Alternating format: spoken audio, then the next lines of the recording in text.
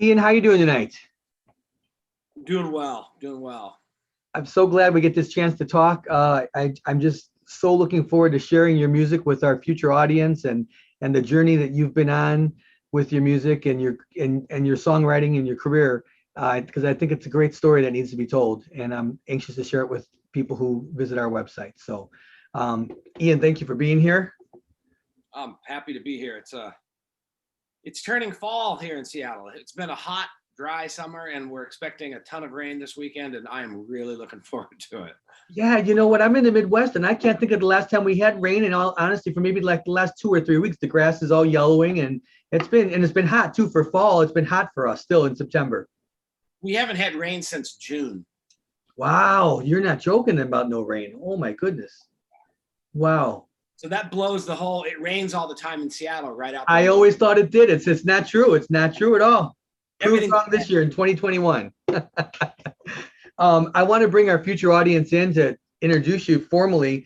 I'm here with pleasure talking to Ian Jones, who is a singer-songwriter who's been on a journey between Seattle and Southern California doing his music, and he's got a new EP coming out in October called Evergreens.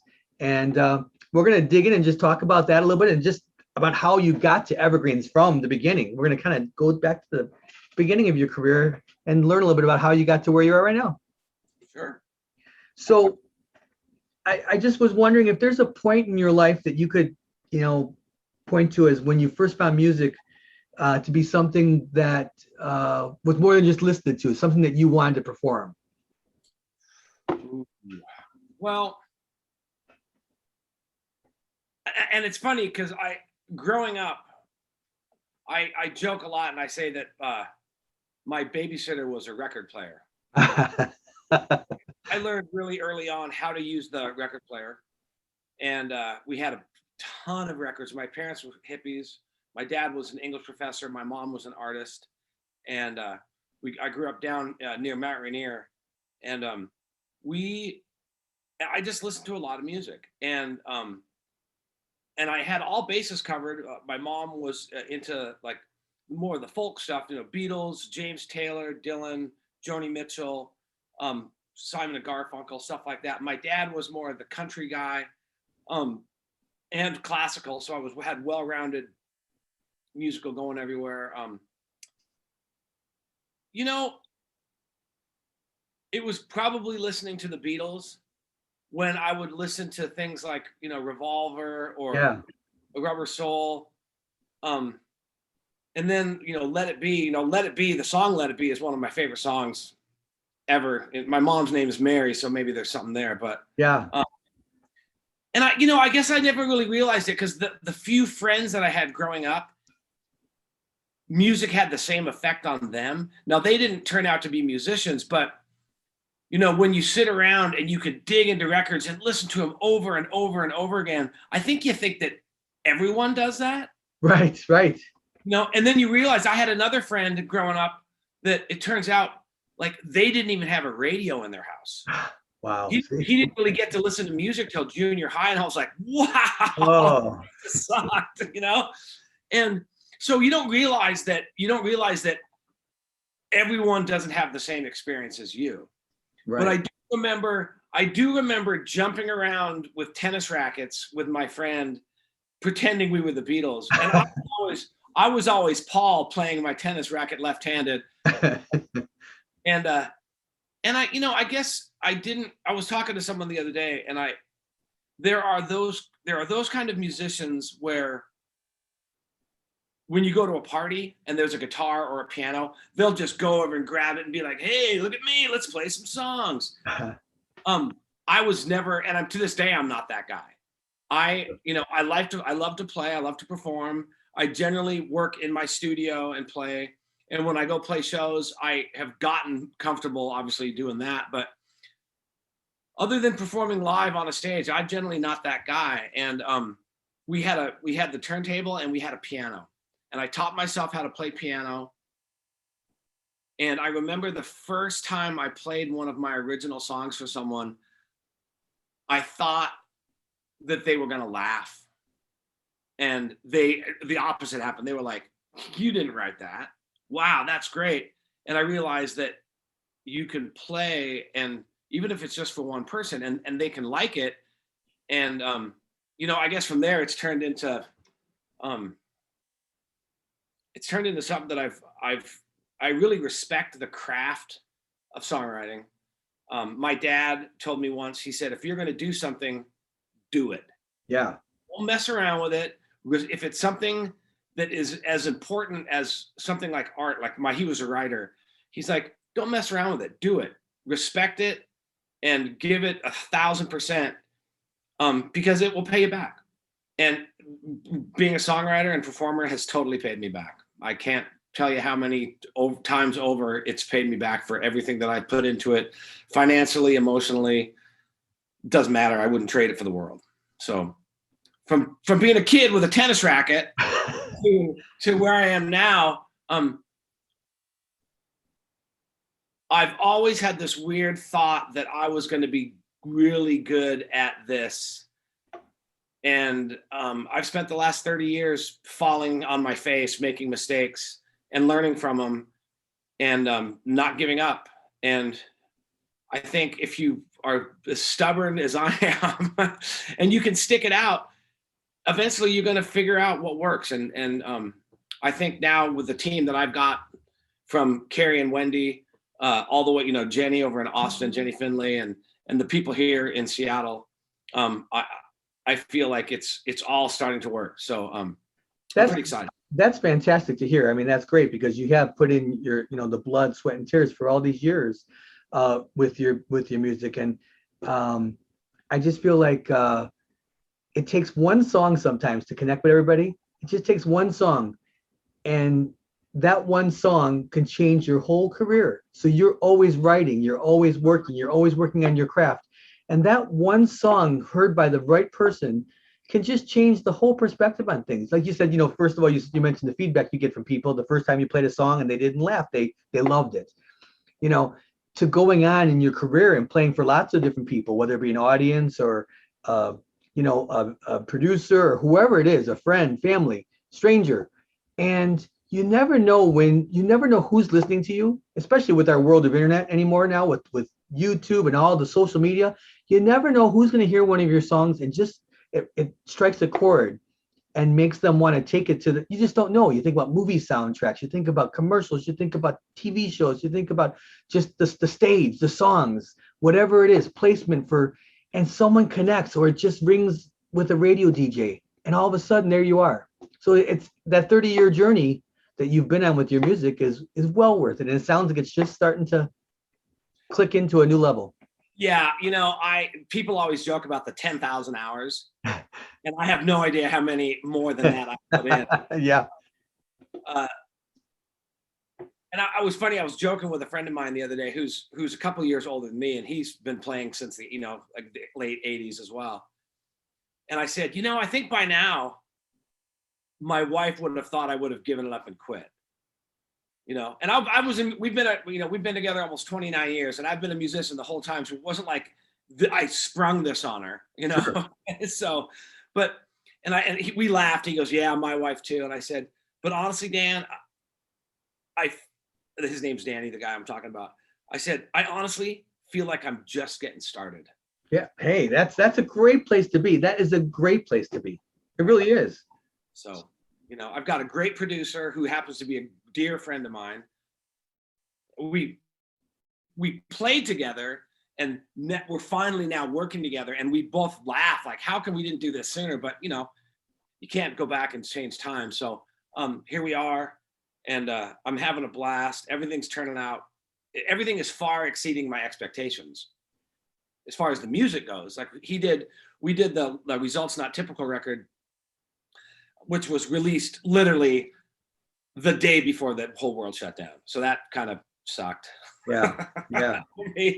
And then over the break that we did the Evergreens. We started tracking that, and I said, hey, you know, look, he told me, he said, hey, these tracks that we have, these, if you want to call them scratch tracks, demos, he said, these are really good. We can work with these. And it doesn't look like we're going to have a lot of time to get together in the near future. So let's go ahead and work them. And we came out with these 6 songs, and and I think it sounds great, and it's being received very well. So I'm excited about that. So you've known Jesse, you're saying, for quite a while, because I see he's got quite the resume of music he's done. Yeah, It's pretty amazing. he is a remarkable individual. The coolest thing about Jesse, I mean, aside from the fact that he's an alien and can play any instrument better than anyone, and he sings like a bird, the best thing about Jesse is that if you talk to him, if you just met him, let's say you went in and you were having a glass of wine somewhere and you sat down and he was there and you started talking to him, you could talk to him for 2 hours and you would not know he plays music. Wow. He doesn't talk about it. Yeah. Talk about his family. He would probably talk your ear off about the LA Dodgers. And he would talk about whatever, but he wouldn't talk about music because that's what he does for a living, and he likes to separate stuff. So it's really nice to meet people that have humility and are humble. That when it turns out that they're as good as he is. That's a rare breed. Yeah, yeah. He's a good friend too. So he's one of the good ones. That's great. That's great. So how old were you when you first picked up the guitar? Like when you first started just when I first picked up the guitar, I'd been playing piano. I taught myself how to play piano listening to like Elton John and the Beatles. And again, me too. I'm never going to wow anyone with my piano skills. Let's just get that off the table right now. Or my guitar skills. I mean, I'm good at guitar for what I do, but I'm not going to go shred with another band. I'm not a big jammer. I can follow along as long as I know what key it's in. I play by ear. I can't read music. I was about 19 or 20, and one of my friends and his little brother, who's like a year younger than him, year and a half younger, they both were just awesome guitar players.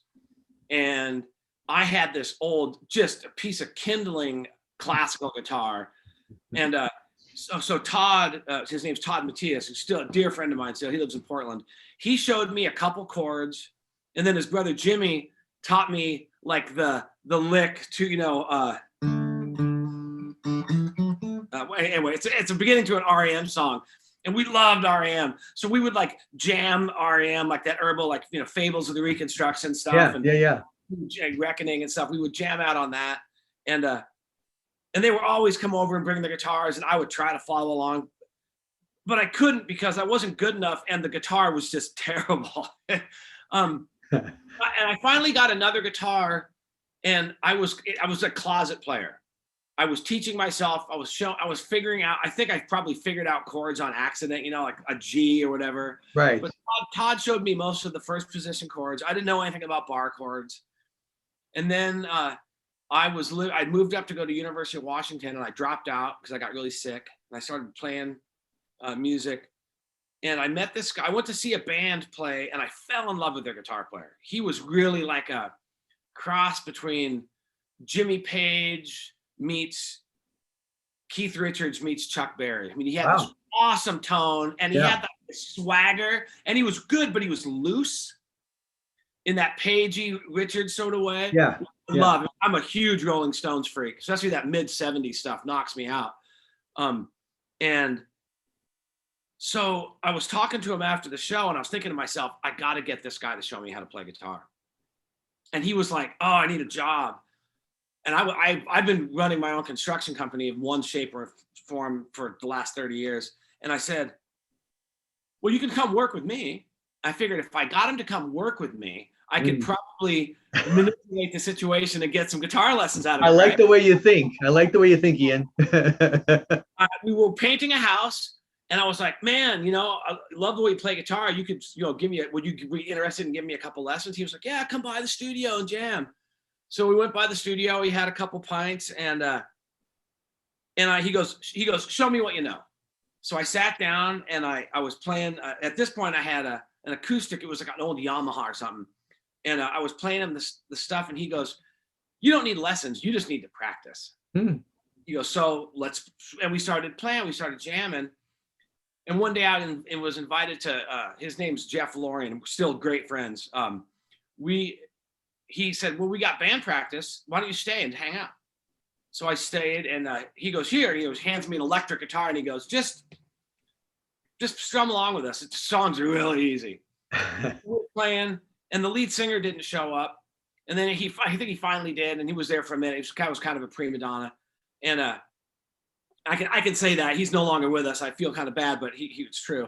And so then what the drummer says, man, I wish we had we need some more upbeat pop songs. So I went home that night, and with my limited knowledge, I wrote like 3 upbeat pop songs, like 3 minutes, 2.5 minute, 3-minute pop songs, just totally cheesy pop. And so the next practice, I went back, I manipulated my way into the next practice, and we were sitting around jamming. I said, hey, check this out. And so I played one of them, and he goes, did you write that? I said, yeah, well, you said you wanted some more like upbeat pop songs, so I wrote a couple. He goes, wait, there's more than one. And then I saved the best one for last, and we were jamming on that. And the singer walked in and was like, what's that? What's he doing here? And out. And that was the end of the band. So I was like, oh, okay. Well, and then like, hey, let's start a band together. So we started the Orange King and in '93, and he taught me a lot. And again, we're still friends to this day. So oh, that's great. It's interesting, the path. It's always interesting to hear the path that someone takes that gets them to where they are. Is how the people that cross your path in life, the people that help to form your interest in something, or the learning process, all of that. There's many people on the path. Right. Well, that's true. You said something earlier about, because we have no control over this, but it's like you're playing a song, or your song's on the radio, or your song's something, and you never know when that one person could be in that coffee house or in that venue or wherever, and that person could change your life. And the best advice I ever got was from Jimmy Messina. And he said, you know, it doesn't really, you get to a certain point, it doesn't really matter how good you are. You just need to be in the right place at the right time. It's so true. It's so true. He said, so you have to be ready to be in the right place at the right time. And so that means you got to practice, and no matter where you are, you got to play like the head of Capitol Records is sitting right in front of you, or whoever, right? Mm-hmm. And he said, but more importantly, you got to be ready to never be in the right place at the right time. That's great advice. Great advice. It took a while to figure out what he meant, but he's so true. It's like, you know, I play music because I love it. It's kind of a curse. I can't get it out of my head, but I'll take that versus some of the other curses I could have had. I do it because I love it. I'm always going to love it. I'm always going to play. I'm always going to write. I'm always going to perform. And I'd be a liar if I said, I don't want to make money doing it. I would love to be able to support myself doing what I do.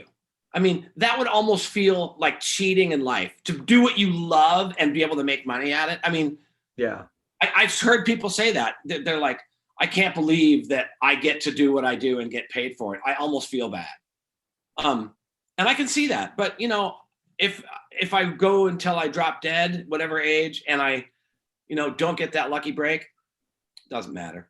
Because success shouldn't be measured by a monetary value. Success should be measured by making that one person in the audience cry because they heard your song and you connected with them so much. They connected so much with what you did that your art touched someone so much it moved them to tears. To me, that is success.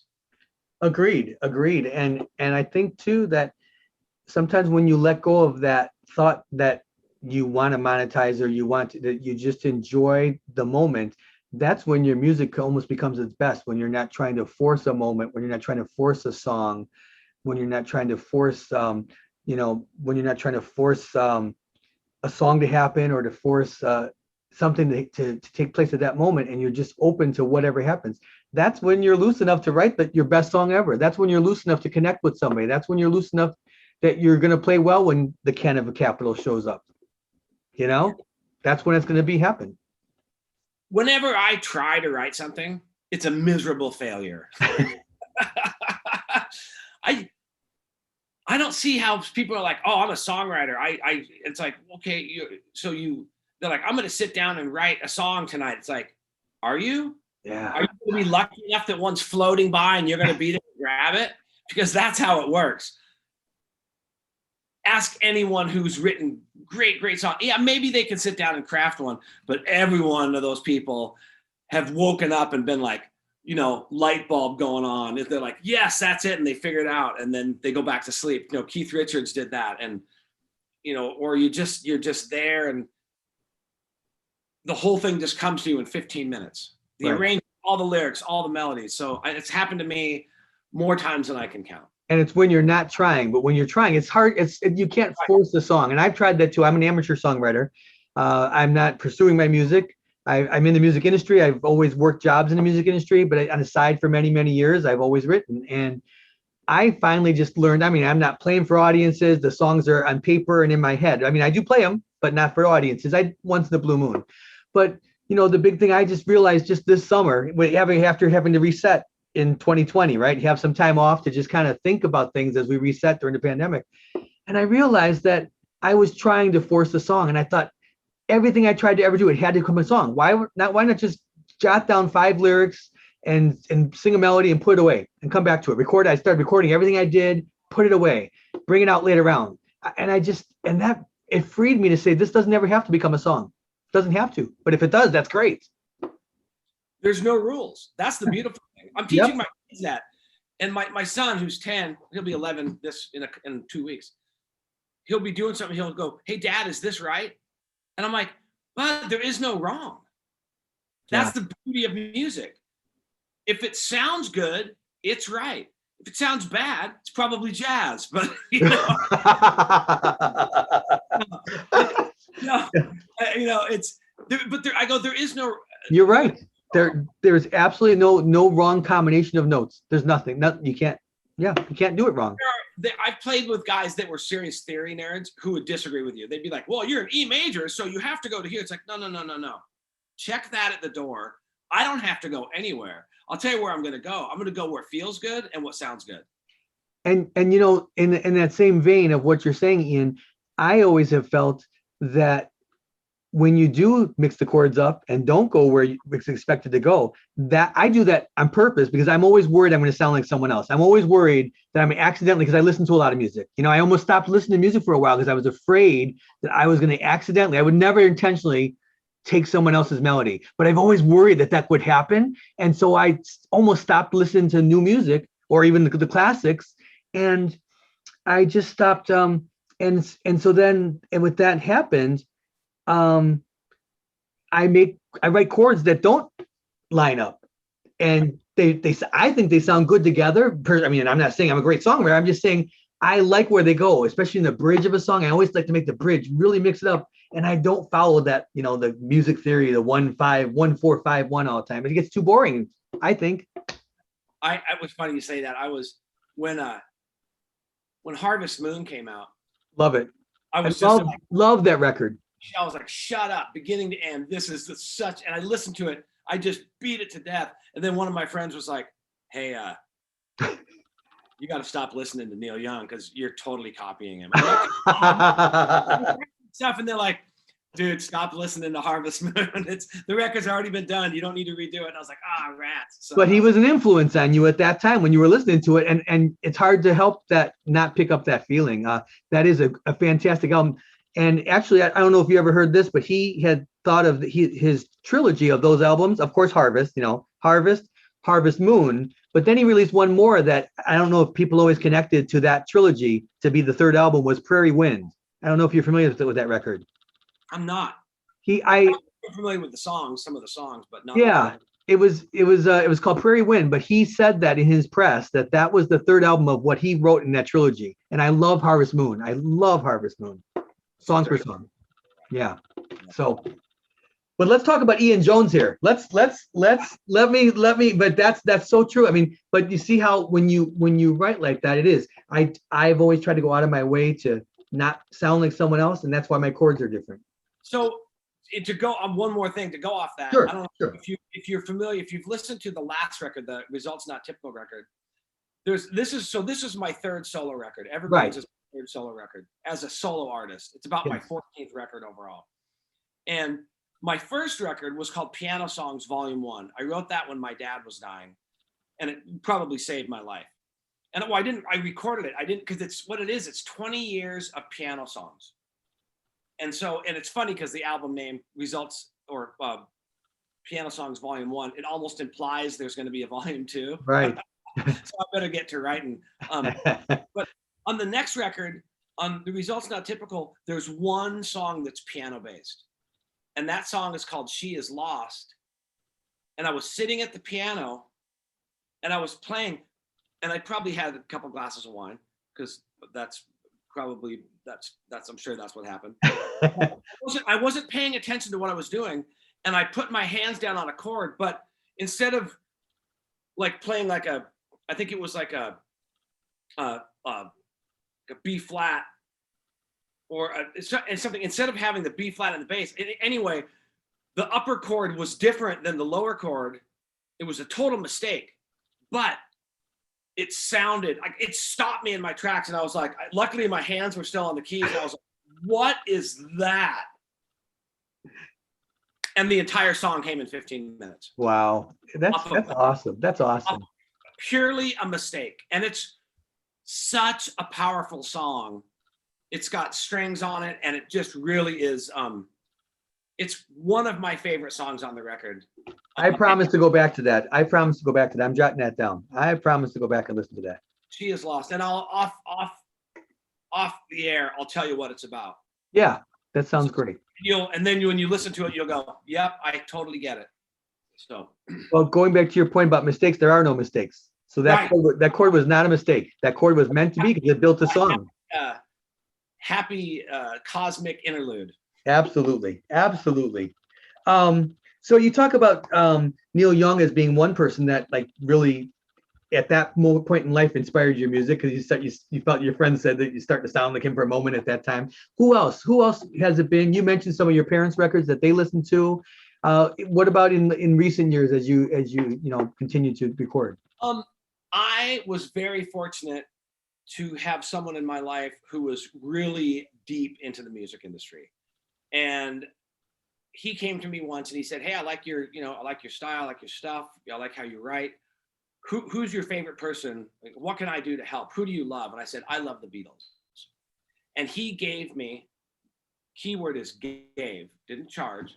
He gave me essentially what the anthology came from. He gave me everything. Wow. Everything. Wow. Everything the anthology came from, he had everything. And he gave it to me. And I studied that, because you don't realize how much George Martin had to do with what they were doing. And on those cassettes, you can hear what he does, and you can hear how he shapes the songs. So I studied those. And the Beatles really had pop music, they had ballads, love songs, they had rock and roll, they had weird, twisted, weird stuff. Oh yeah. Because you had Paul, and you had John, and you had George, who were all bringing in this stuff, and George Martin worked with it all. And so to study all those different styles under one umbrella, it really made it easy for me to move forward. And when I started working on a song, I could draw back to those ideas and how they change stuff, and I can try stuff, because I beat those things to death, those types. So then moving on, I'm a huge Bob Dylan fan. I think Bob Dylan has written probably some of the most perfectly crafted songs ever written. He's also written garbage. I mean, on a grand scale, you listen to Bob Dylan's records, if you listen to them all, there are a handful that you could listen to beginning to end. Desire, for one instance, Time Out of Mind, beginning to end, just timeless music. But there's some that I can't hit the fast forward button on fast enough. Tom Petty, I mean, Gone Too Soon. I love his stuff. Recently, I got turned on to Jason Isbell. Sure. And, Sturgill Simpson, and those guys. And then there's a bunch of other people, but few other than like Jason Isbell. His record Southeastern was really a bold record for him to make. And it is, if you listen to the lyrics, you just shake your head and you're like, wow, this guy really is a master at what he's doing. I'm a big fan of Ryan Adams. He's kind of in timeout right now, though. So Yeah, I haven't heard anything for a while from Ryan. Yeah. he put out a couple records he put out one, because that guy puts out a couple records a year no matter what. But he put out a record called Wednesdays, and it's actually really good. But he's kind of on everyone's shit list, and so he, understandably, I think it's tough to. Modern days are tough because, yeah, people shouldn't do certain things because it's not cool. But at the same time, when you're talking about artists, I tend to separate the artist's art from them as a person, as an individual human being. Because if you look back historically, most really brilliant artists were kind of slime balls, It's funny you say that, because I mean, when I was younger, I always subscribed to Rolling Stone magazine, and I got to a point where I had all these musicians I just loved, and then I'd read the blunt articles about these artists and what they were about and how they talked and the things that they believed and didn't believe in. And it made me, for just a moment, kind of stopped me in my tracks and not want to listen to some of them again. And I had to do what you just described. I had to separate the artist from the person, because I stopped liking music. I was like, these guys, they're all just kind of, I really had to separate and say, I want to read. I love to read about these. I love to read autobiographies about musicians. And I read not to hear about all their down times and all their problems and all their, and escapades, all that. I just want to hear what made them write a song, and who they interacted, who knew who, and who met who, and how it inspired them. That's what I want to know. I read those. I have so many autobiographies and biographies of musicians and industry people. The Last Sultan, if you haven't read it, it's about Ahmet Ertegun. I have it. It's actually on my bedstand, and it's been there for about 5 years. I haven't picked it up. It's the best industry biography. It's the most inspiring. Oh man, you will not put it down. I'm telling you. I have 3 copies now because I loan them to people because it's such a great book. Anyway, I digress. I'm glad to hear that. I'm going to check that out. I have it. I read these books for the same reasons you do, but I also read the books hoping that they will say, and growing up, I listened to, and then I'm going to go find that record. I read a ton about Graham Parsons, and I went back and I ended up getting all of early Ray Charles' stuff and listening to it because he was a huge Ray Charles fan. And I didn't realize, you don't think of Ray Charles as singing country music, because when you buy, and then you go buy the Ray Charles country music records, and it's like George and stuff, and you're like, oh, I don't think of this as Ray Charles. Well, I don't think of this as country. I just think of this as Ray Charles, Right. But so, and I've got burned a couple times, not burned, but, and not disappointed. I've read a couple of biographies where I've been like, oh, sweet, I got to go buy this, and I won't just go listen to them. I'll buy the record. I told someone else the other day, I said, when someone says, hey, you got to check this person out, I really love them, I'll buy the record. Mm-hmm. What's 10? Right. If I like it, I just won't listen to it again. Yeah. But how many times have I bought a bottle of wine and had a sip of it and been like, you drink it, Right. It's the same thing. I mean, people are like, oh, I don't want to spend money because I can go on Spotify and get it for free. Well, no, most people don't have the free service. I think they pay to not have ads. It's like, you're paying. Yeah. You're paying for it. Buy the record. I mean, people don't realize how much it helps out artists when they actually buy the record. Yeah. No, and to this day, I'm still a physical music purchaser. I still purchase that CD. They're getting harder and harder to sometimes lock down, because some people are stopping that process. It's, they are deciding that more tracks and whatnot. But I love owning that CD to support the artist, the liner notes, the people who collaborated, who was on the album, all that stuff, for all those reasons. But at the top of it, supporting the artist. And vinyl's coming back, and so that's good, because I love looking at record covers. Yeah, me too. You can fit so much more on there. So you might get the CD, but if you get the vinyl, you're like, ooh, now I can really find out. Maybe the lyrics will be on here, and maybe they'll put in like sneaky, secret, hidden stuff. Yeah. So love that. Let's talk about the upcoming EP coming out on October 22nd, I believe. Is that correct? At That's this correct. moment, that's the plan, right? October 22nd. And we just wait, we watch and see what goes on in the world around us and hope that, that could be the date. Yeah. Just, I Pretty mean, much just at this based on what happens in the world, how things continue to, Yeah, it's that's the plan.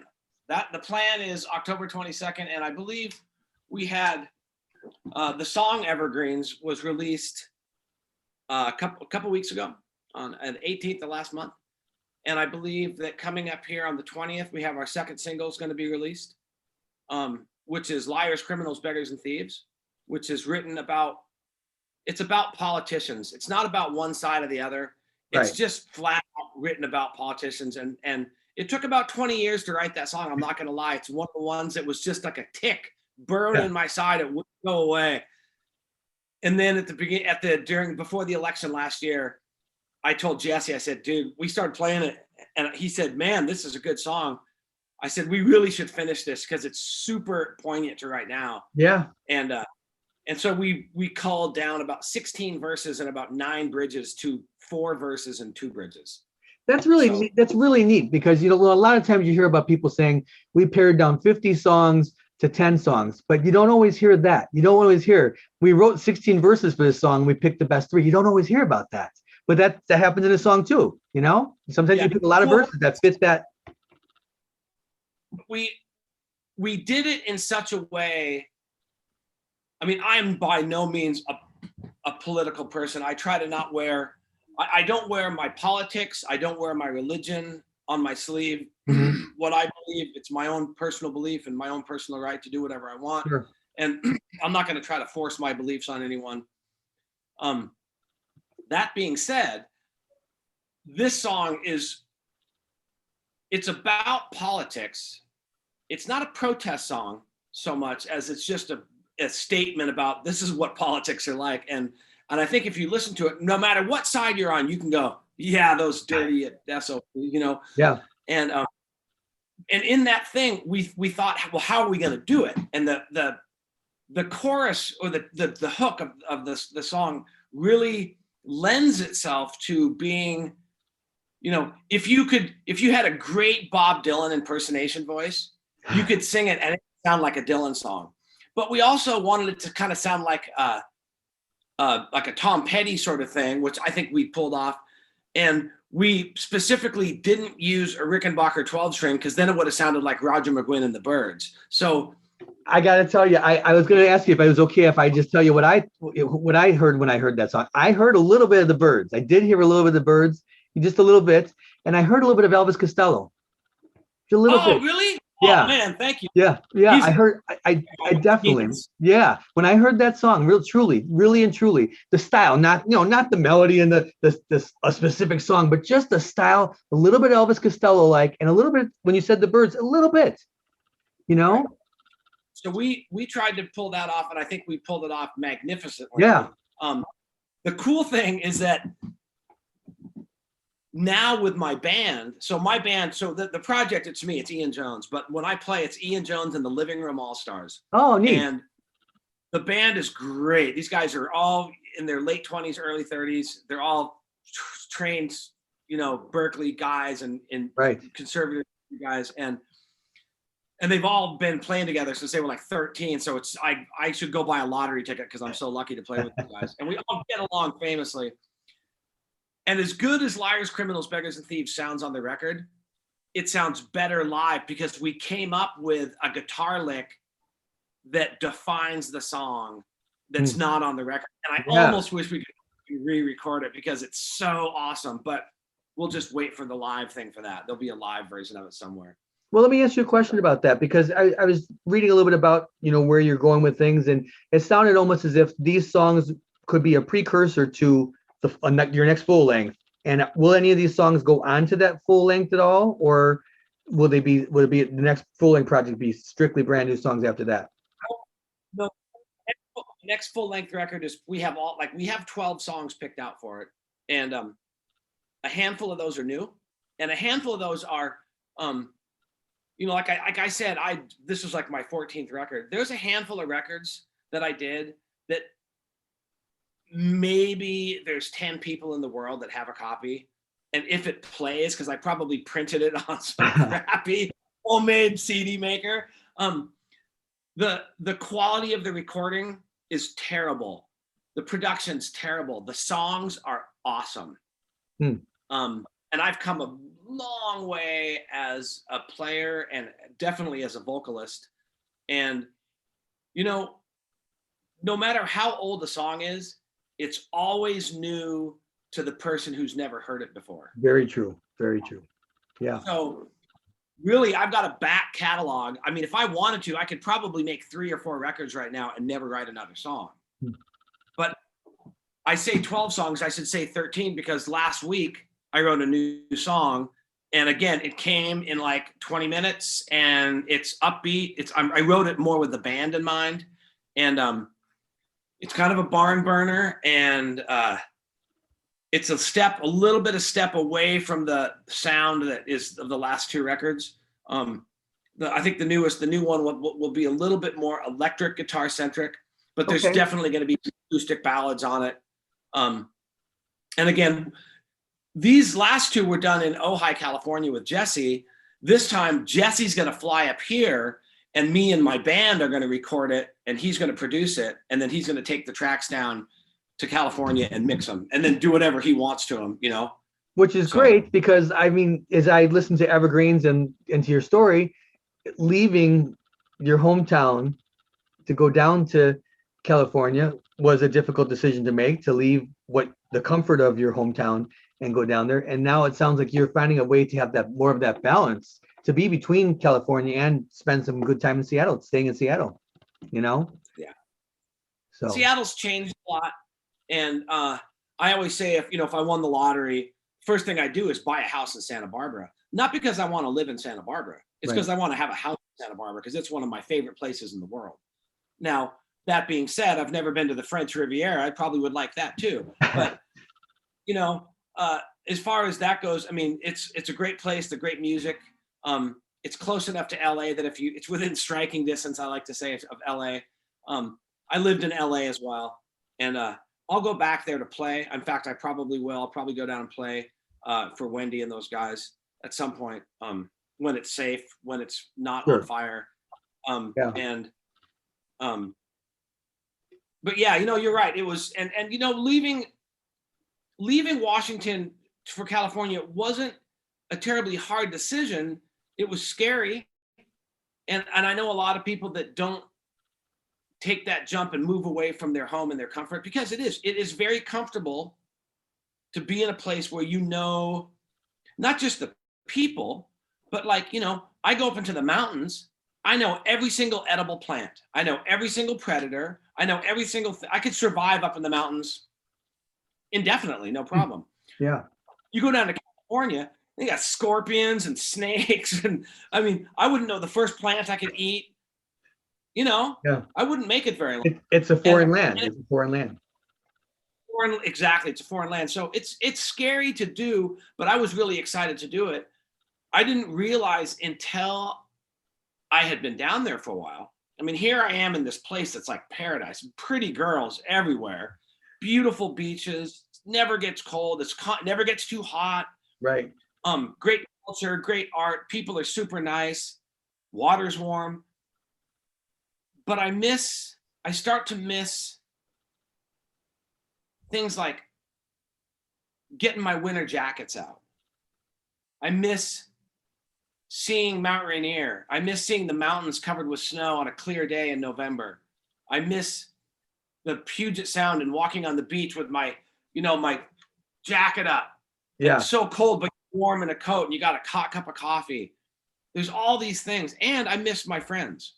I miss being able to go fishing with my friend and sit in a fishing boat for 4 hours and not say a damn word. Yeah. Right. You don't have to. Yeah. You don't realize you're going to miss those things. You don't think about that when you're making the decision to leave. And even if you did think about them, I would hope that you would make the decision to leave, because it's a growing experience. I learned so much living in California about what I'm doing now without even knowing I was learning it. But I look Right. back now and I'm like, wow, I learned so much. I wouldn't trade it for the world. Yeah. Yeah. You know, it's all part of the journey. Everyone's journey is their own and it's different than everyone else's. And that's where mine took me. And I'm glad I did. I met some fantastic people. And I'm better for it. That's for sure. I mean, I certainly like living in the Midwest for the same reason you described as the four seasons. You know, I think I have family in Florida and whatnot, and I've been down to visit, and I think I would have attention deficit disorder down there. I don't think I would ever get anything done because I would always feel like I'm on vacation. You know what I mean? I just feel like with the sunshine, it's hard to stay inside when it's so beautiful outside. And that's why I enjoy when we go into daylight savings and we have a difference in time and it's darker earlier, only because I get things done inside that I've been procrastinating on all summer. So that's where what I like that. And then from the family thing too, I just have not been able to leave the Midwest because of my family. And maybe that's hindered my ability to do anything with my music. I mean, I'm very, very grateful for all I've done in the music industry, but as far as my own personal songwriting, I never got to really take that where I thought maybe I'd be, traveling to different cities to take my music and pitch it, but it just didn't happen, Right. I wish I knew how to pitch my music to people. I mean, my understanding is that that's the hardest of all the things to get into. That's the hardest because there's a small group of people that are writing for other people, and they don't want to let you in because that would take away from their bread and butter. So I figured I'm just going to go out and play. And if people like my stuff, maybe they'll approach me and go, "Man, that's a good song. I'd love to play that." And be like, "Knock yourself out, man. Yeah. Please do." I would love it. Man, the most supreme sort of flattery would be to have someone cover one of your songs. I mean, I can't even imagine. Yeah. That would be cool. I completely agree. I that's what I had always hoped for. Yeah. I wrote it's funny, on the Evergreens record, there's the song Promised Land. Yeah. And Promised Land is,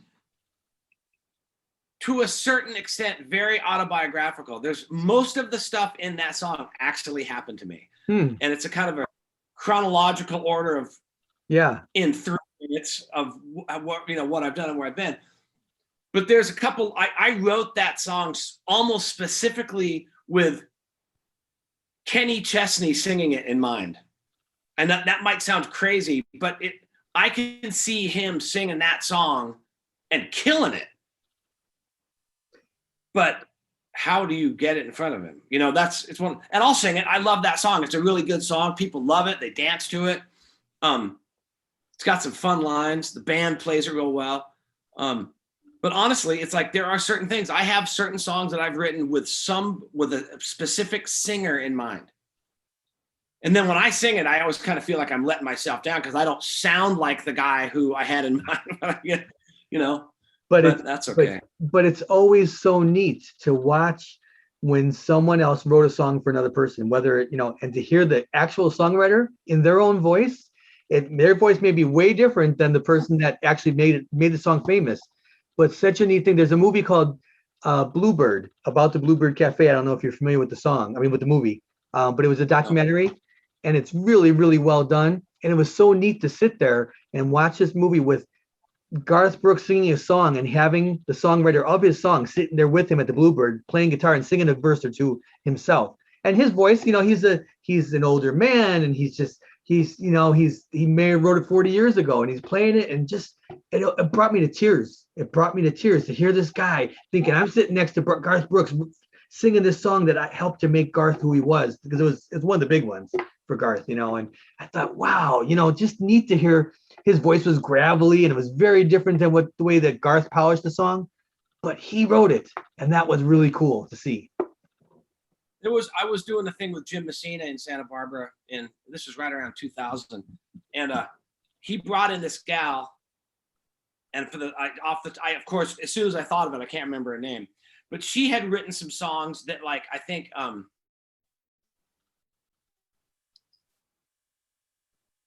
it was one of those, it was before Britney Spears. It was one of those girls that had like just a one-word name that was like, did a bunch of young pop singers, girls, not Brandy. Anyway, of course, I can't remember that either because as soon as I think of something, my hard drive locks up. Anyway, so this girl had made this song famous, and everyone knew it because she was like this pop sensation all over MTV, and she was really pretty and lots of makeup, and she went around to the malls and did these tours. And this lady came in and she sat down, and first of all, she was about 15 months pregnant. This lady was so pregnant and just beautiful. And she sat down with a guitar and she played the song. And everyone knew the song because they knew that the version was, you couldn't turn on the radio and not hear it for like a year and a half. Right. And you heard the lady play it. And I don't think there was a dry eye in the house. Wow. It came across totally differently. And she was playing it because she wrote it about something that happened to her and she was singing it. And it's like, Tiffany, that's what it was. It was Tiffany. Oh, sure. Okay. Yeah. Uh-huh. Tiffany had this super big hit, but it was this other lady that wrote it. And I was sitting in this room and she started playing it. And I was like, oh my gosh. Was it a ballad? The way she played it, it was.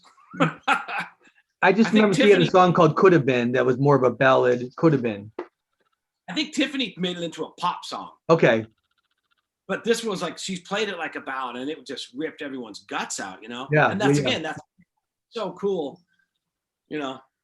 Anyway. It does. It's really neat to hear someone else, the singer of the song, the writer of the song, sing a song that they made, that someone else took and made famous. I think it's always interesting to hear where it started. So that's, you know, so hopefully one of these days, Ian, that's one of your songs, you know, to just keep on that path, keep writing Kenny Chesney songs and then just get them to him somehow.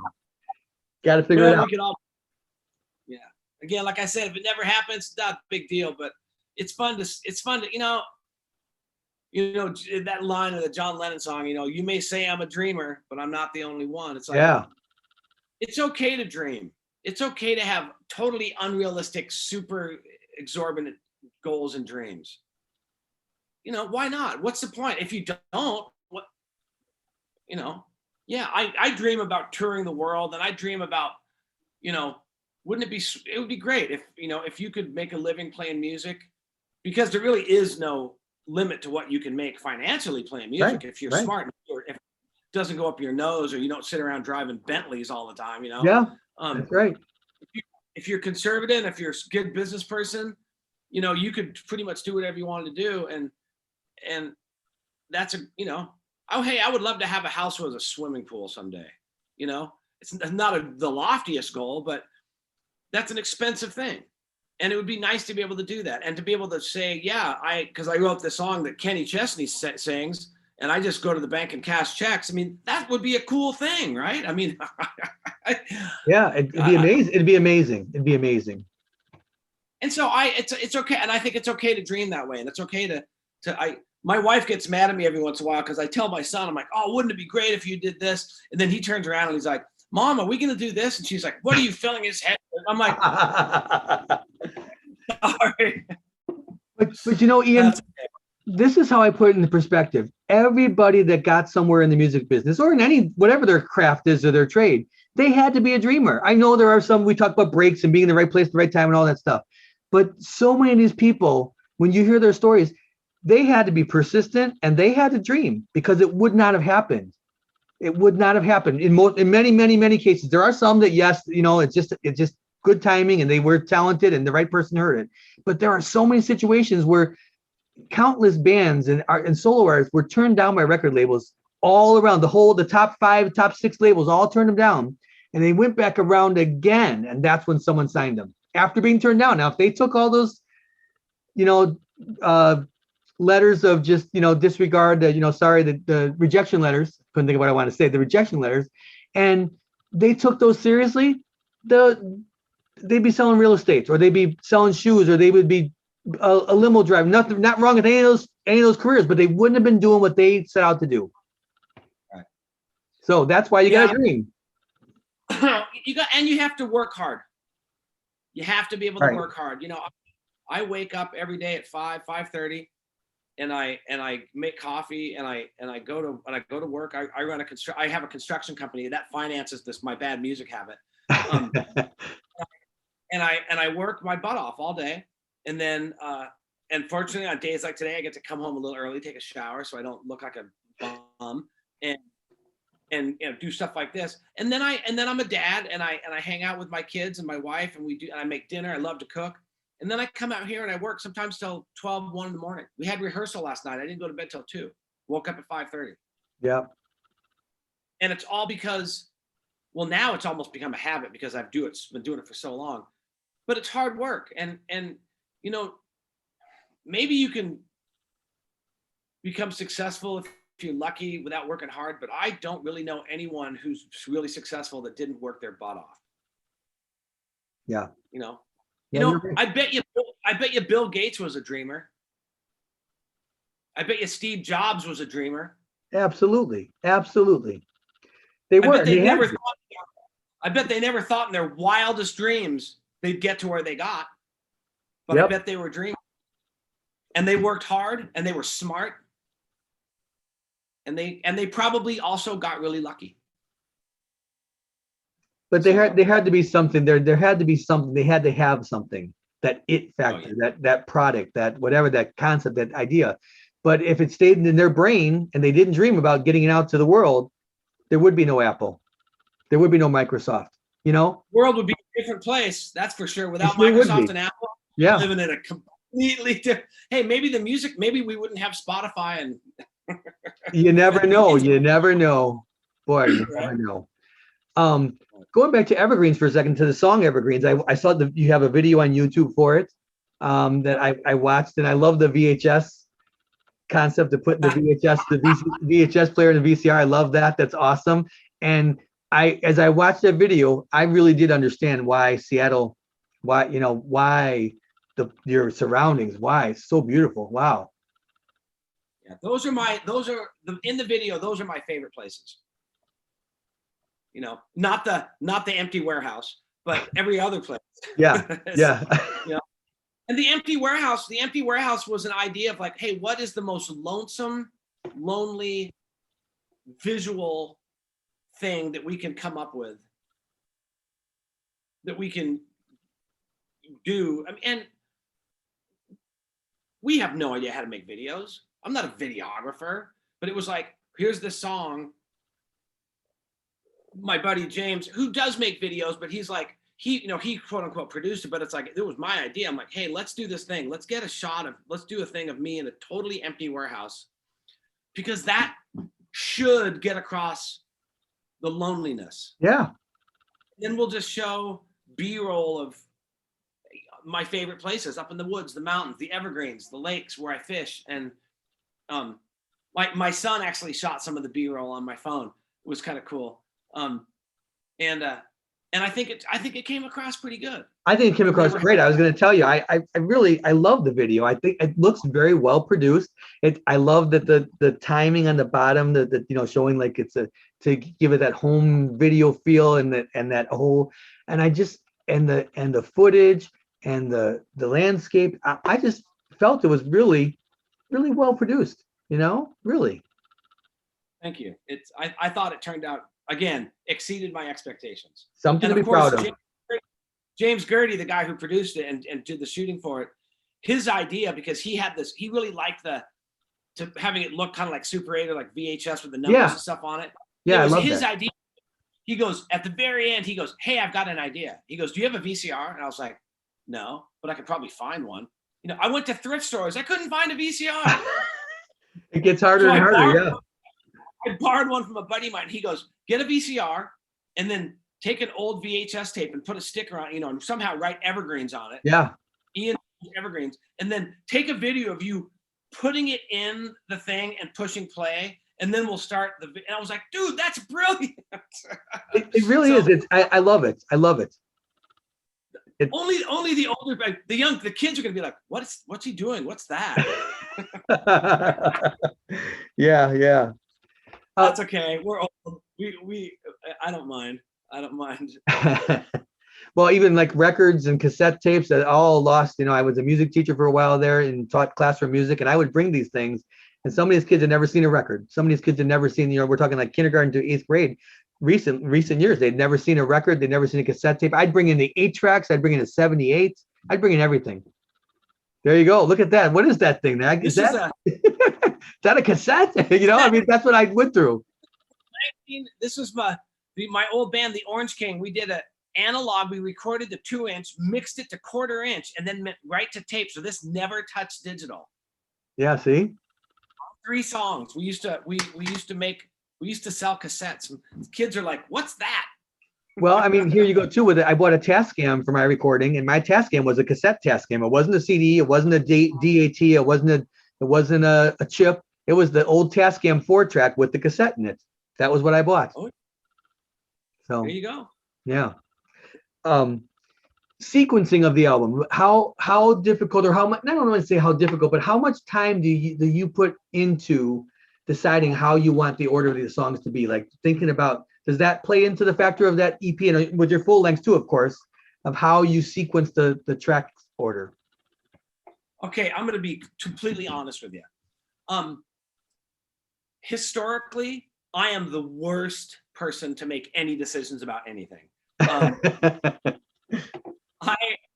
like when we do a record and I'll think, okay, this is what everyone's favorite song is going to be. And it's like, no, it's like my least favorite song on the record is everyone's favorite song on the record. And I'm like, okay, great. So I remember when we did Results Not Typical, I labored listening to every song, intro and outro, and I put together this list of how I thought the 11 songs should go. And so I sent it to Jesse, and he was like, yeah, no, that's not. And he's like, I think it should be this. And so he put the stuff up, and I looked at it, and I was just like, and I never, ever would have thought to put them in that order.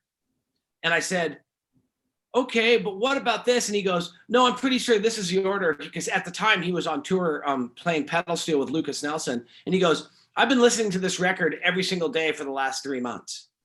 This is the order it should go in. And I was like, all right, man, you're the producer.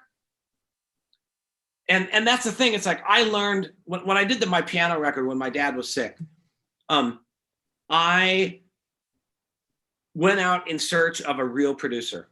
I mean, everyone's a producer, right? You know, I'll produce a record, but a real producer is like, someone's like, what does a producer do? And it's like, you know what a producer does? A producer picks the right musicians to be in a room because he knows exactly how they're going to respond to the songs that he picked that you're going to record for your record. And he knows that he's not going to have to say a word to them. And it's the choice of the musicians that makes the record. Yeah, it's true. It's true. And when we did Results Not Typical, Jesse handpicked the players, and we recorded 11 songs live in 2 days with no click track. Wow. Because it worked so well. And he did make a few changes at the last second. Like we were getting ready to do one of the songs, and he came in with holding a metronome, and he goes, hey, Joey, how about this? And it was like twice as fast. Joey was like, oh, I totally feel that. And I'm like, whoa, time out. Let me see if I can edit I don't know if I'm going to be able to sing all these words that fast, you know? And I pulled it off. And so producing, a good producer, I recommend at some point in time, every singer-songwriter find a really good producer and just give them the demos of the songs and completely 100% turn over creative control to someone else. It's the hardest thing to do because it's like they're like your kids. Yeah, yeah. Everyone knows what's best for their own songs, right? Right. Wrong. It's not true. Yeah. That's why Rick Rubin is Rick Rubin. Because he can hear something and go, I know exactly how that's going to sound. And only in his head does he know. And then he puts it out. I mean, Free Fallin' by Tom Petty. I mean, Ben Montance goes in and goes, okay, I'm ready to do my keyboard part. And Rick Rubin's like, no, there's no keyboards on this song. The song's done. Yeah. Wow. Yeah. Right. No, I've got this part. And Rick's like, sorry, dude, save it for the live version. There's no record. There's no keyboards or piano on the song. Yeah. And it turns out it didn't need it. Mm-hmm. And it's a classic hit of all time. You know, it's one of those things. So not only do I give up creative control and say, hey man, here's like Born Again Sinner. Born Again Sinner was supposed to be like Running Down a Dream. Literally, it was written with this backbeat. It was supposed to be an upbeat pop song. Right. And Jesse total Blade Runner with it and turns it around and hands it to me. And I'm like, the hell is this? I'm like, how did you get this from what I gave you? Right. And he's like, this is just how it should go. And the guys in my band were like, sorry, dude, he's right. That's way better than what you were doing. I'm like, thanks, you know? The same thing with track order. It's like, hey man, on the EP, I didn't even bother. I was like, hey Jesse, what order is this going in? You know? And he was like, it should go. Yeah. So I mean, I hope that's probably not the answer you wanted to hear, but no, I think it's very interesting. I think it's very interesting what you're saying, and there's a lot of truth to that. And I have a whole new respect for the role of producer after reading a book. I didn't finish the book yet, but by Phil Ramone, who had produced for Barbara, for Billy Joel, for Neil Diamond, for all these, a lot of Sony artists, a lot of artists that were on Sony Records. And he talked about what the role of a producer is. And it surprised me that how many different hats a producer wears. And you've just named a few of them right here, but how many hats a producer wears, to the point that they are telling Ben Mentench, oh, there's not going to be a keyboard on here, to the point that they say, I want this to be a completely different tempo, to the point, and in his book, he described even changing some lyrics. And, like we talked about, these are all our kids, these songs. He was changing lyrics with some of the biggest artists in the industry. He was sitting there saying, this doesn't sound right to me, but if you do this, and I never imagined that the producer would be changing a lyric of someone's song, but it happens. Or changing an instrumentation. Yeah, right. I thought it was a lot of knobs.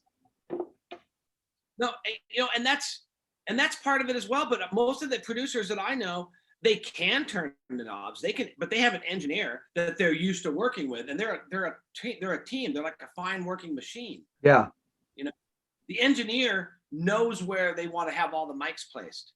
And the producer might be like, nah, that's not right. And then but he doesn't have to tell him what to do, because he knows that if he doesn't like this, then this is his next go-to thing. So most of the time you'll see these producers and they're just sitting back in a chair, gazing off into the distance, listening. Taking it all in. What the hell are they getting paid for? They're not doing anything. It's like, no, they've already done their, you don't understand how hard they are actually working. Yeah. So hats off to Jesse, because and he's been around it. His dad's a drummer for Supertramp. He's been around it since he was born.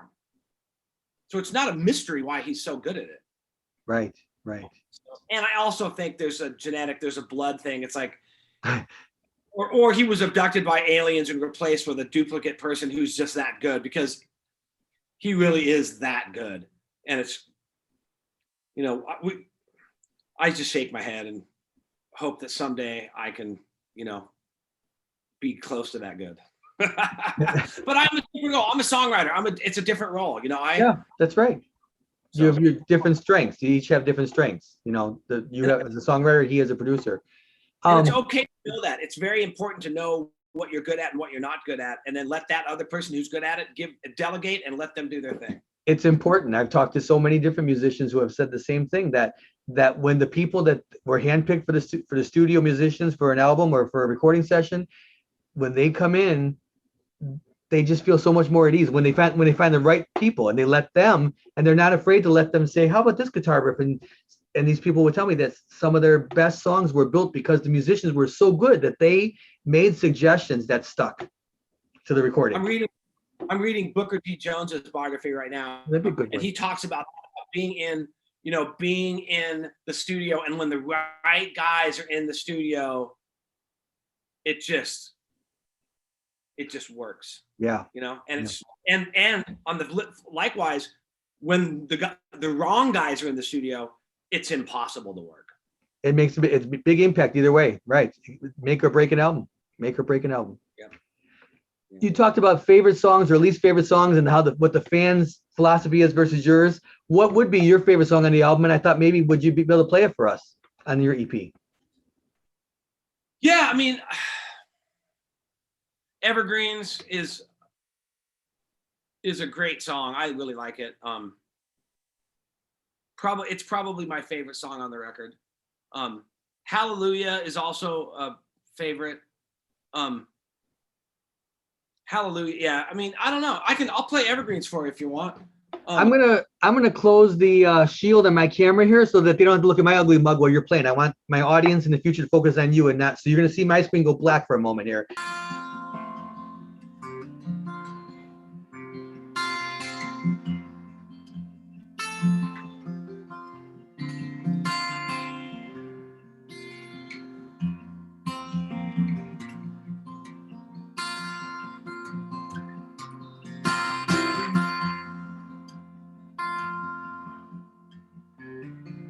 It's 9 a.m. Sure don't feel like August. Cold winds blowing from the east. And I miss my friends. Seems forever since I left my home in the Evergreens.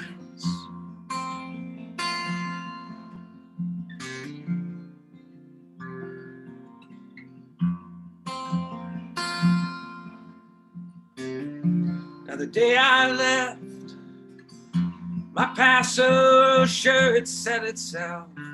Yeah, but now I'm not sure just what it means. But still each day I rise, hope to start another day, one step closer to my dreams. Should the road I ride lead me to that promised land? Should I end up far from where I want to be? But I only hope that when my time comes on Judgment Day,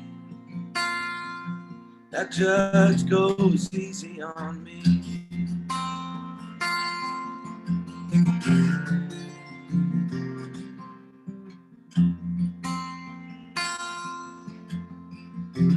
Hey, ain't it nice?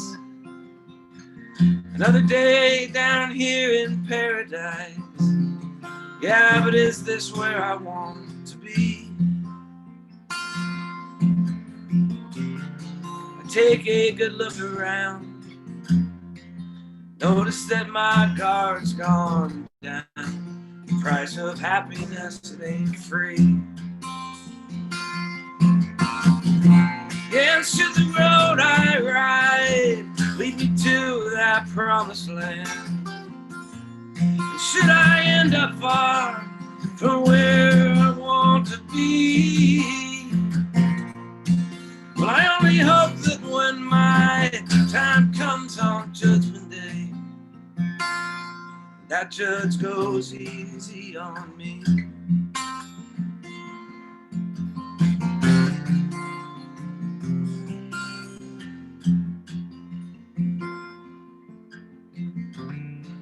Now it's nearly midnight,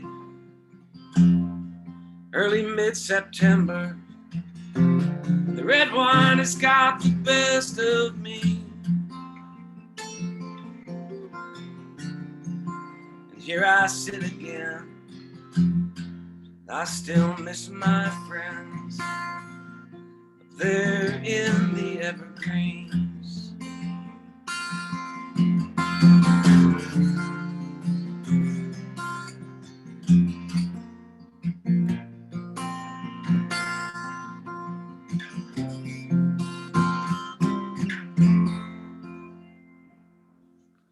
Yeah, something like that. Awesome. I listened to it, and I rest my case, as we said before. Every song is one audience member away from a hit, because it's like you just never, if the right person hears this song, Ian, it's got so much value to it. It really does. I love this song. I really truly do. And I hope that the right person hears it. Well, I'm just glad that I've gotten to the point where I can get enjoyment listening to my own stuff. Yeah. For the longest time, it was like James Garner. You know, James Garner said he never watched anything that he ever did. And I'm like, dude, you never watched the Rockford Files?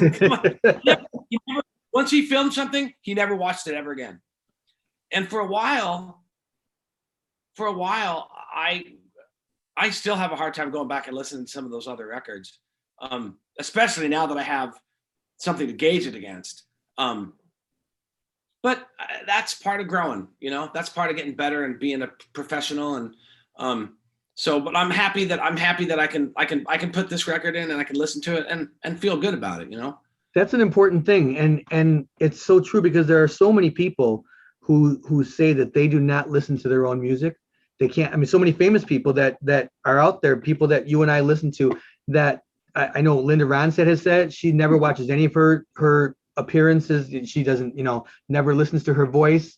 I believe Madonna has said the same thing. They will not listen to their voice, and obviously they're doing something right because they're making, mint, and it's right, and they have such a large fan base. But so many people. I have this one book. I think it's called On Songwriting or something like that. And it's about 50 or 60 or maybe 100 artists, and they just ask the same 10 questions to them. And that's one of the questions. And most people say, I can't listen to my own voice. I don't want to hear my own voice.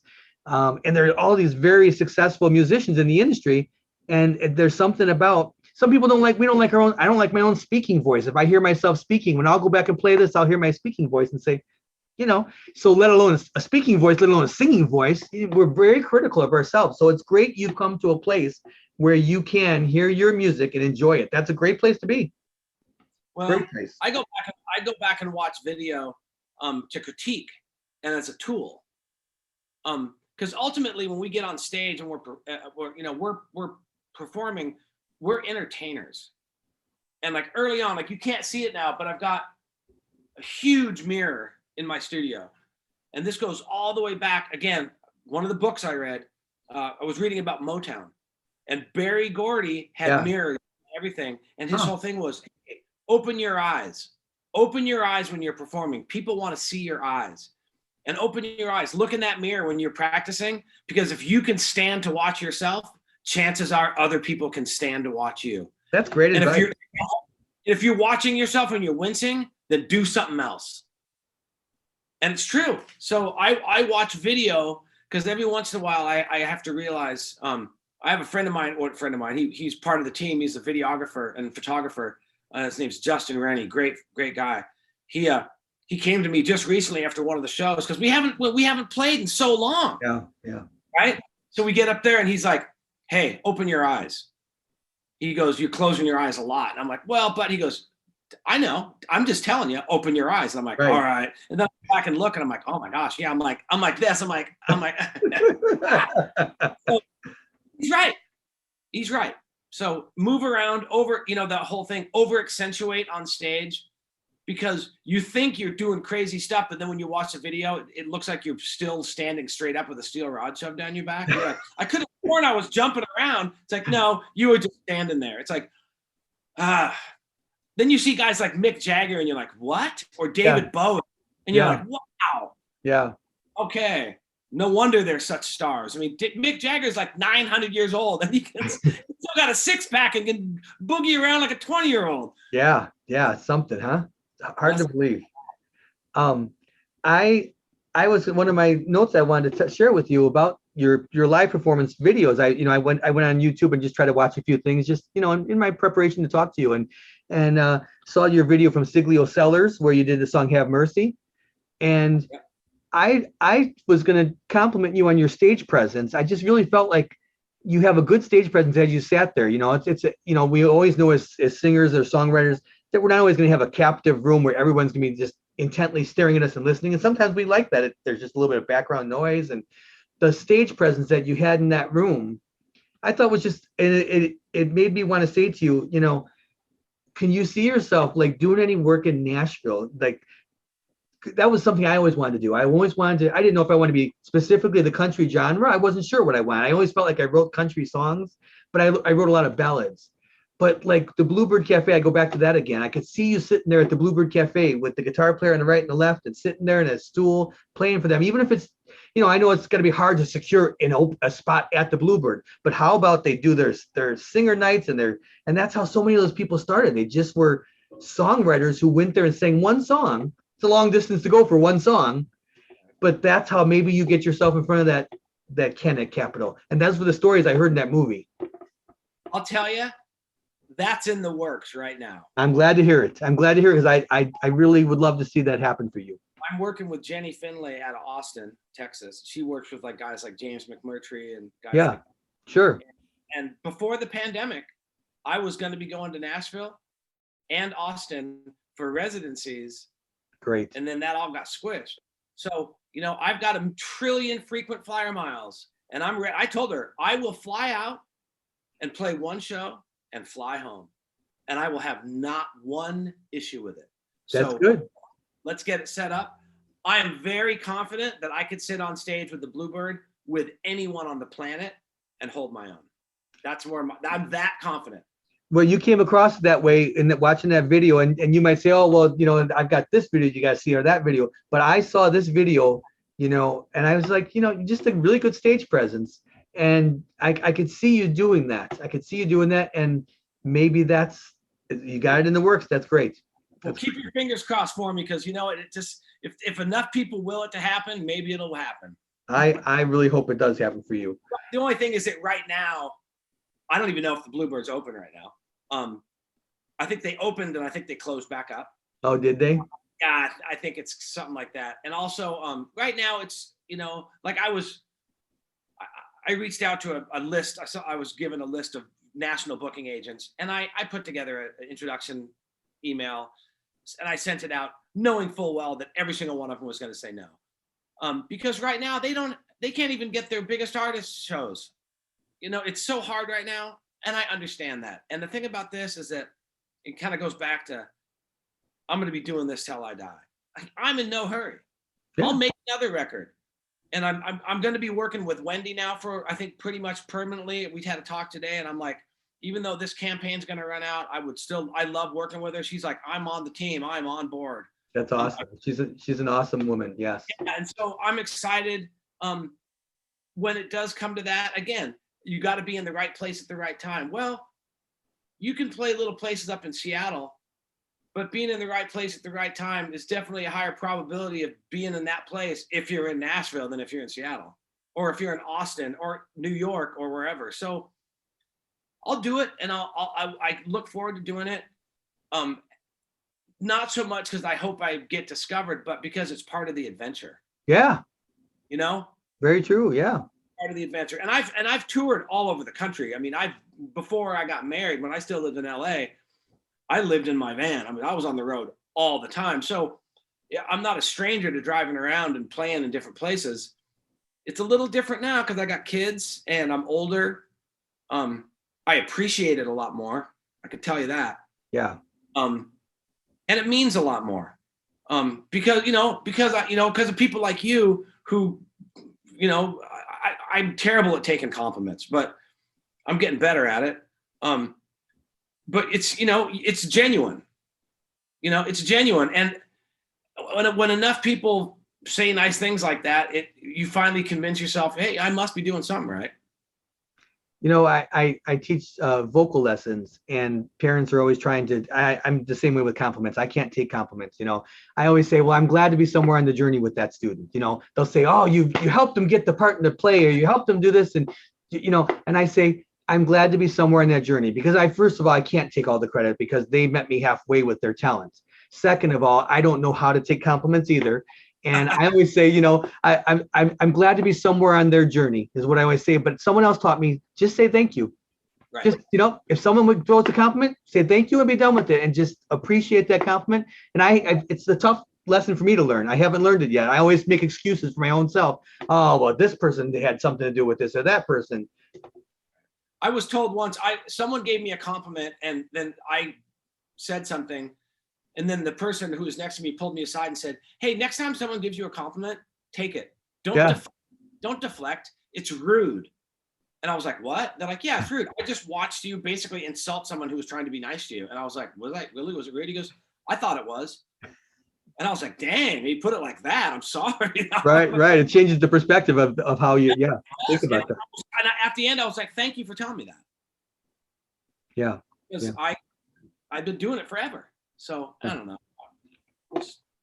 Ian, is there any other one song that you might want to play for the audience that it's completely up to you? They got Evergreens in their ears now, but if there's another track off the EP that you feel like you want to share? Could I do one that's going to be on the next record? Please, yeah. Sneak preview. Yeah, please do.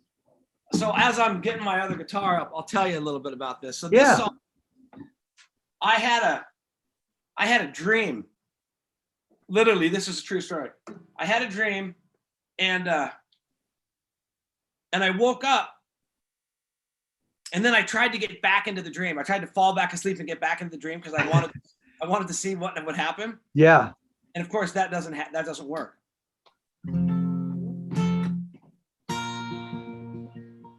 So, and it was a dream about a girl I knew, and really it got me thinking. I laid in bed and I thought about her, and I wondered what she was doing, and I wondered how she was, and I wondered what would have happened if things would have worked out different, you know?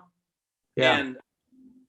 And I wrote this song, and it's called The Dream. And it's funny because we were in a studio and we were doing some one of the, I don't know if you saw the Story and the Song sessions, but we were up at a studio and we were doing something else, and I sat down to video a couple Story and the Song sessions. And I had just written it, and I started playing it, and the videographer, James Gertie, sat down in front of me, and he was just like this. And I got done, and he goes, "What song is that?" I go, "Oh, it's a new one I'm working on." He goes, "Can I write a short screenplay for that?" And I was like, "What?" He goes, "That's a great song." And then I played it for the guys in the band, and they're like, "Oh, we got it." And every time I play it, everyone's like, "That's a great song." And I'm like, "Really?" Again, what do I know, right? So, but yeah, it's called The Dream, and it's going to go on the next record. We've been playing it live, and people are really digging it. So it goes like this. Okay.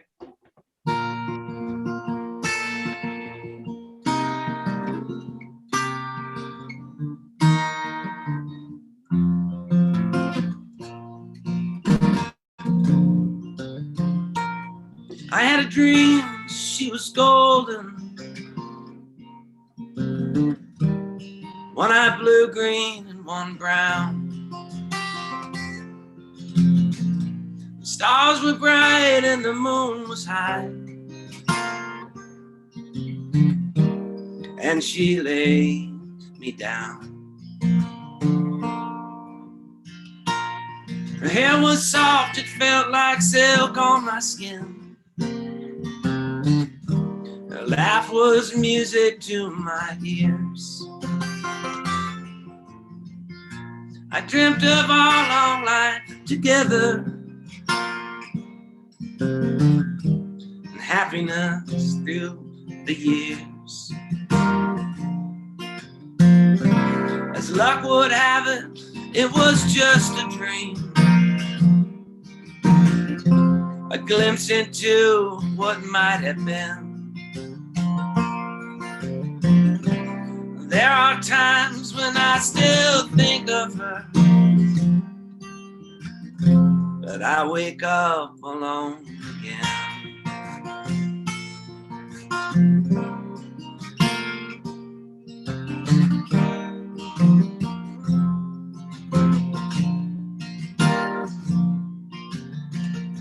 Then another night we went our separate ways,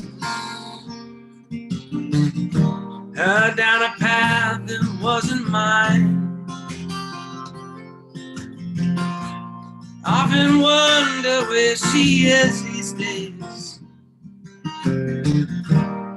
and I hope she's doing fine. As luck would have it, it was just a dream. I wake up staring at the walls, second guessing makes you question all those things that never matter that much at all.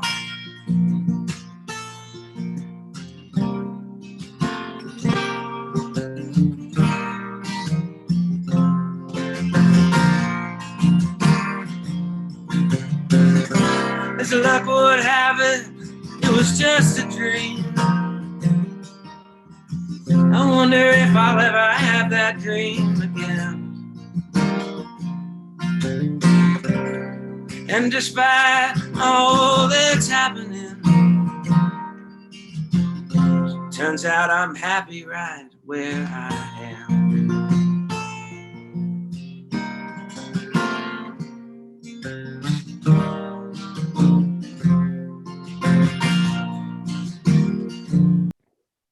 Wow, that's a very special song. That's really something, I'll tell you. And I love the chord work. I love the lyrics. There's one chord in there that just caught me every time it came back around. I can't hear, to say, oh, that's this kind of chord, whatever. But there's just that one chord. It was just different as you led into right into. I don't know in the structure of the song where I would call it that. It's almost like it's a like how do you in this song for yourself? We use verse, chord, and not necessarily you got that one part.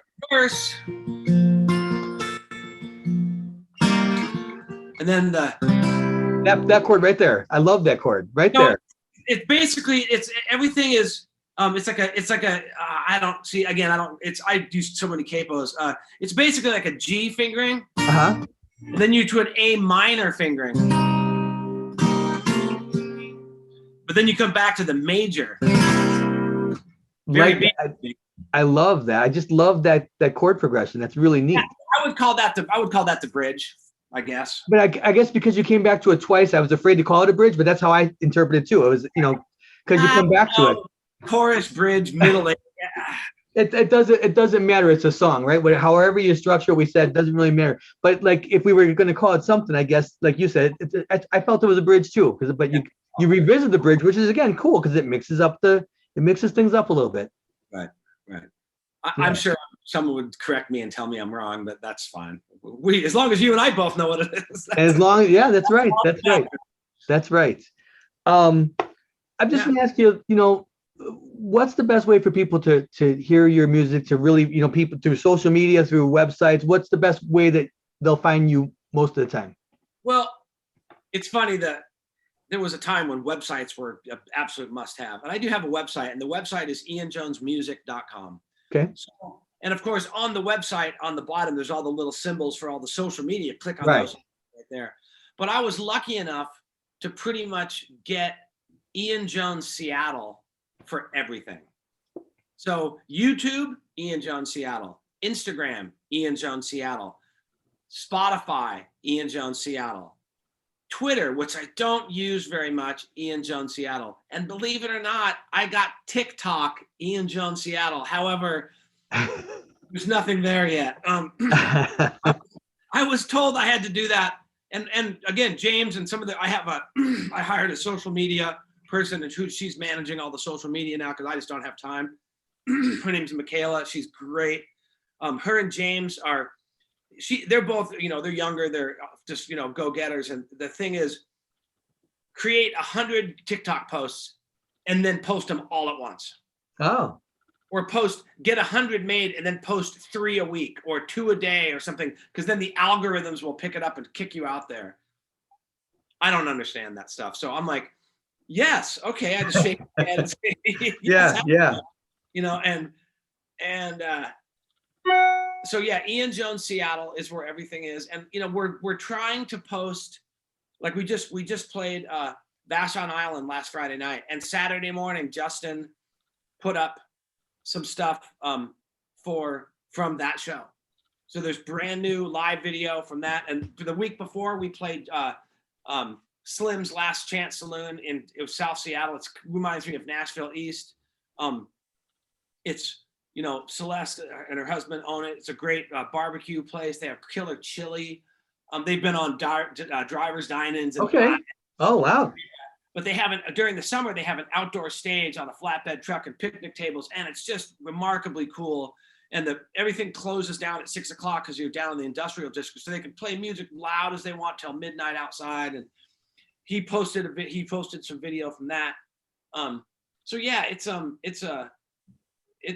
we're trying to stay as current as we can and get as much stuff up as we can. Michaela's posting all the stuff on Instagram, and I'm about to go back in and do a bunch more story and a song where I'll sit down just like this with a camera and I'll tell the story of a song and then play it. So people can, check that out as well. And where's that? Is it on YouTube, that part, the story and the song? I believe there's a story and a song channel on my YouTube channel. Okay. I missed that. I didn't get to. I'll have to go back and check that out. Yeah. So, and I believe I did the dream, the one I just did. I did that because when I did it, you have to do that. I'm like, okay. I've done a couple covers.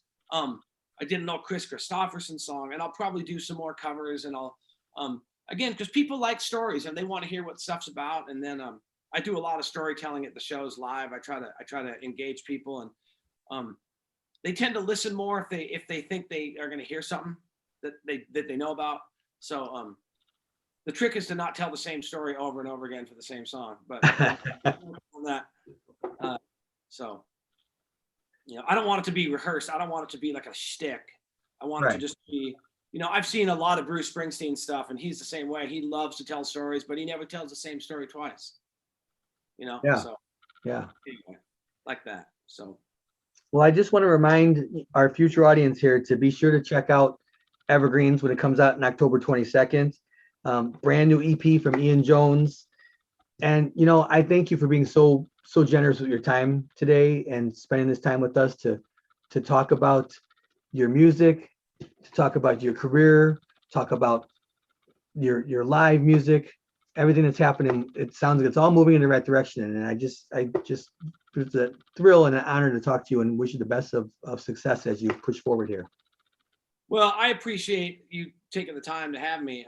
It's always fun to meet new people, and you know, I hope you have a not too rough of a winter there in Chicago. We've been pretty lucky the last couple winters. It's been pretty mellow, almost to the point that I get disappointed. I like a little bit of snow. That's why I live here, you know. Yeah, I'm hoping to get out there and play. We're talking about, because we did with the one thing that happened with the Results Not Typical record is that even though I didn't get to tour on it, we were able to get it out and do the radio promotion. So we have the metrics of where it was received well.